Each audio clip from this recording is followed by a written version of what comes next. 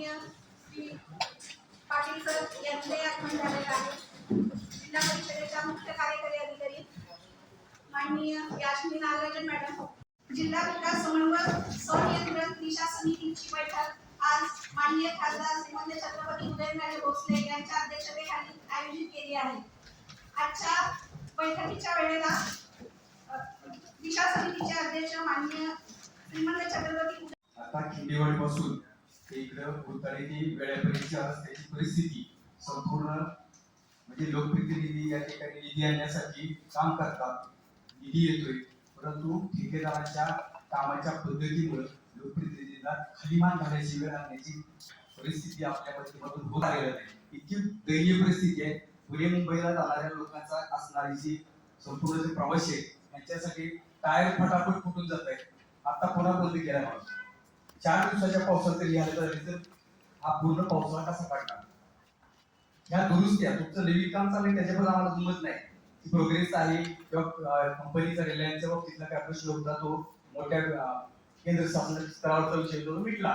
मात्र आता ह्या दुरुस्त्या होणं गरजेचं आहे. पावसाच्या हाईराइड के डेटा के हिसाब से पुणे सतारा पे पूरा पुणे मतलब देव रोड से सेंद्रे तक 2025 में 125 डेथ्स हुई है.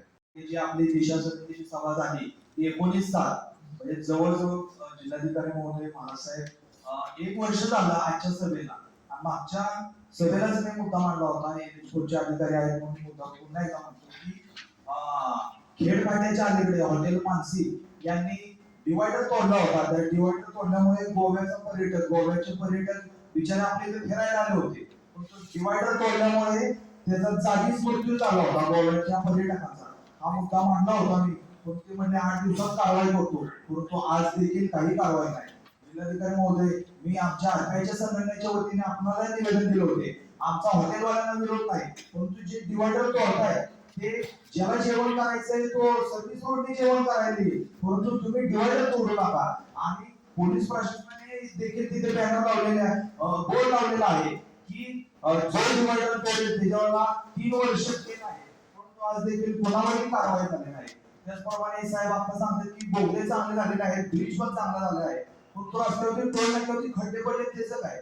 लोकांची गाड्या एवढे गोरगरीब गाड्या घेत आहेत, लोक काढून गाड्या घेत आहेत. जागीरदार असेल तिने गाडी जर टायर फुटतोय त्याला जबाबदार कोण? टोल नाके तुम्ही 10 रुपये आता एप्रिल महिन्यात 10 रुपये वाढवले, पण 10 रुपयांनी कोट्यवधी रुपये होतात दिवसाचे, परंतु तशी जनतेला सुखसोयी सुविधा द्या, खड्डे बुजवा महत्वाचे, एवढीच महत्वाची मागणी. वाडे गावाला कुठलाही अंडरपास आजपर्यंत कधी दिला गेला नाही किंवा शेतकऱ्यांना जाण्यासाठी. म्हणजे आजही मी स्वतः त्या ठिकाणी बघतोय की बऱ्याच वेळा आपल्या महिला भगिनी राहणार शेतात जाण्यासाठी त्यांच्यावर असणारी एखादी गाडी असेल एखादी म्हैस असेल ती हातात धरून हायवे क्रॉस करून जाते कुठूनही. तिथं कुठलंही बायपास वगैरे काही दिलं नाही, अंडरपास दिलं नाही. येणाऱ्या काळामध्ये आपण वाडेगावासाठी वाडेगावच्या लोकांसाठी वाडेगाव भाग मोठे होते असेल यासाठी आपण हायवेला अंडरपास वगैरे एखादं देणार आहात का? तसं आपलं प्रोव्हिजन आहे का? किंवा आपल्याला याच्या अगोदर मागणी झालेली असेल तसे मला माहित नाही. माझ्या समोरचे 2 किस्से घडले. माझा हॉटेल हायवेला आहे त्यामुळे वाडेगावच्या हातीने त्यामुळे वाडेगावच्या समोर माझा रोजचा जाण्याचा दोघांचा संपर्क बऱ्याच शेतकऱ्यांची अशी मागणी आहे की आपल्याला तिथून अंडरपास मिळावा. रामकृष्ण नगर में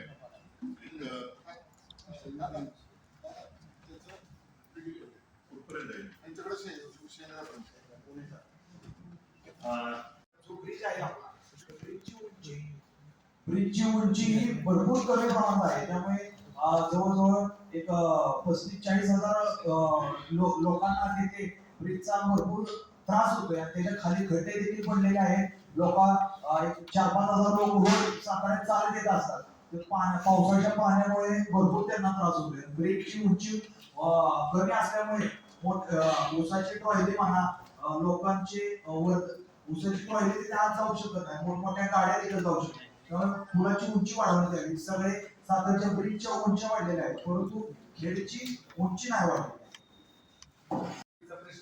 पाठीमागच्या 10-12 दिवसापूर्वीच्या दैनिकामध्ये मोठी बातमी सुद्धा गेली की आता हे रस्त्याचा आपलं याला कोण जबाबदार? म्हणजे तो पॅकेज लावण्याचा इंटेन्शन काय आहे हे जर आम्हाला कळलं तर बरोबर. कारण जर रस्ते तुम्ही केले तर पॅकेज लावलेत कसे? पण एवढे टर्न घेऊन यायचे आणि एवढ्या लोकांनी सफर का व्हायचं? नाहक त्रास का सहन करायचा? याचं उत्तर आम्हाला मिळालं तर बरोबर. केलेली. आता परिस्थिती काय, परवा रामकृष्ण नगर असतं, कोर्टे असतं, तिथं जनरल रोडला 3 लेन चालू आहे, यायला जायला 3. ब्रिजवर आले की अचानक विदिन फ्रॅक्शन तिथं 2 लेन होते. त्यामुळे त्या 3ऱ्या लेन मध्ये येणारी गाडी तिथं जे टेम्पररी तुमचं बॅरिकेड केले सिमेंटचे, त्याला धडक. आता ते प्रकार बऱ्याच ठिकाणी झालेला. सर जर समजा मी कुठल्या मेंटेनन्स लावून असेल तर मी स्वतः पण बघतो तिथं बघून मेंटेनन्सच्या सुरू करायला फक्त कातकरी समाजाला देतात की जिल्ह्यामध्ये इतर समाज पण आणि आहे? आपल्याकडे कातकरी समाजाचा आहे. कारण या ठिकाणी माझे कोळी समाजाचं प्रतिनिधित्व म्हणून या ठिकाणी उपस्थित आहे. तर त्या समाजाला काय करता आलंच. त्याच्यामध्ये जे सर्व ट्रायबल जनता म्हणजे याच्यामध्ये येत नाही. आदिम जमातीसाठी आहे PVT BVD. परत मी सांगते, 3 जमाती होत्या राज्यातल्या, आपल्याकडची फक्त काय कातकरी. सातारा जिल्ह्याच्या एकही गरजू लाभार्थी राहणार नाही एवढी दक्षता आम्ही घेतोय. प्रधानमंत्री आवास योजना अंतर्गत त्यांचं सर्वेक्षण चालू आहे. फक्त आदिम जमाती, कारण ते खूपच पिछडे आहेत, म्हणून अशा शासनाचं असं नवीन एक योजना आलेला आहे. इतर लोकांना 1.2 लाख त्यांचं अनुदान आहे, तर आदिम जमातीला जन्म अंतर्गत 2.1 लाख. त्यांना थोडं जास्त होणार आहे, कारण त्यांना अशा शासनाला असं वाटतं की गरज जास्त आहे. पण परत मी सांगते की अशा इथेही लाभार्थी सुद्धा नाही. कोणी जर सुटत असेल तर सर्व लोकप्रतिनिधी इथे आहेत, तुम्ही आम्हाला सांगा, आम्ही सर्वेमध्ये त्यांचं इन्क्लुजन करून घेऊ. पण मॅडम काय माहिती का, कातकरी समाजाबरोबर माझे कोळी समाज पण या ठिकाणी अनुसूचित जमातीमध्ये आहे. प्रधानमंत्री आवास योजनेमध्ये सर्वेक्षण झालं असेल त्यांनी. आदिम जमातीसाठी त्यांनी एक सेक्रेटरी केलं. आपण माझ्या पुढे आदिम मध्ये बोलत नाही. PMAY ला लाभार्थी तुमचे एलिजिबल आहे, त्याच्यामध्ये कुठल्याही योजनेमध्ये घेतलं तर आपलं घरकुल होण्याची संभव आहे. PMAY मध्ये अप्लाय करा. जे नसतील आता मॅडम सांगतात त्याप्रमाणे ते सर्वे मध्ये पुढच्या नसतील तर तिथं ऑलरेडी 7 शौचालय आहेत. 3 जणांना 7 शौचालय. असं असताना शासनाचा पैसा हा वाया जाऊ नये तर दुसरे कुठेही टाका मागासवर्गीय वस्तीमध्ये, अशा पद्धतीचा विषय मी आपल्याला स्थानिक लोकांनी किंवा हे काय आम्हाला नको आहे. आणि तशा पद्धतीचा अर्ज आपली मिटिंग न झाल्यामुळं काय झाले पण माहित नाही, कॅन्सल झालं तरी कॅन्सल व्हावं आणि शासनाचा हा पैसा आहे हा दुसऱ्या जावा.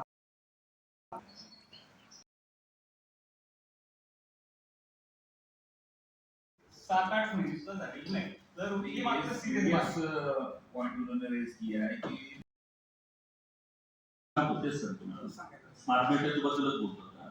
स्मार्ट मीटर हे जे काही बसवायची योजना आहे ते चांगलं आहे, त्याच्या पाठीमागे 100%. फक्त मानेच्या वाडीचं श्रेय हे घेऊन मानेच्या वाडीचं श्रेय ग्रामपंचायत विभाग आणि जिल्हा परिषद अधिकारी, पंचायत समिती अधिकारी या सगळ्यांचं हे आणि सगळ्यात महत्त्वाचं ग्रामपंचायत सरपंच आणि त्या गावाचं योगदान आहे. आता याचं कारण सांगतो का, एका दिवशी फलटण तालुक्यात खामगाव गावात विजेचा शॉक लागला. विजेचा कारभारामुळे